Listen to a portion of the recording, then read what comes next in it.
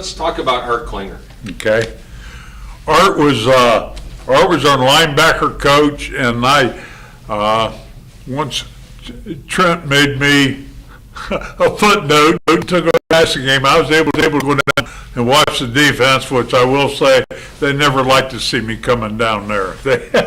They just like to have their own little world. But I watched Art coach, absolutely great coach, and he was also, his hobby was climate and weather, and he would give us the weather forecast. It'd be windy day, so don't worry, it'll be die down by kickoff, and I mean, he could do that. And Art was first of all, he had the highlight film. He was in charge of our highlight film, and he had the highlight party, which was the highlight of the social season for all our coaches. He had it at his house and would unveil we'd see the highlight film for the first time, and he did a great job there.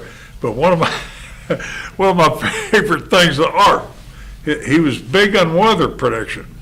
So we were having 2 days, and Art comes with sweatpants and a sweatshirt and a hood on. It's like 85 degrees. Art, he said, you're going to wish you had this in about 2 hours. It's going to get cold. There's a cold front coming through. I don't know if it stalled out or anything, but it got up to be like 90 degrees.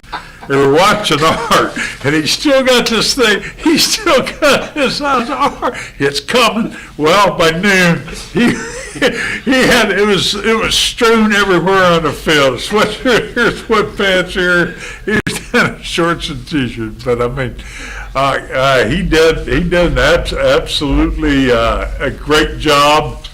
He worked with linebackers, and Pat Barrier, who played on our first state champs, also worked with linebackers. I like Pat.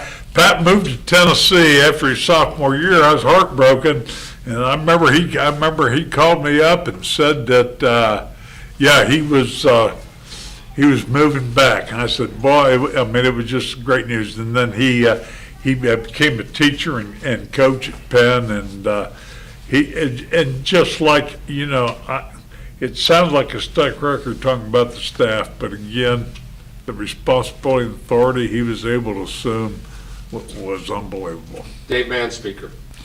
Dave Manspeaker, well, when I was there, he was the head coach at Gresham, and he'd come in and work with us in the playoffs. He eventually, through retirement stuff, he moved on up to the varsity with Corey.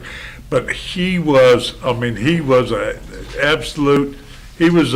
Chuck Lorre clone. He was very, very excitable, and he had a great way of phrasing things, and like every other coach, he accepted his responsibility and authority and owned it.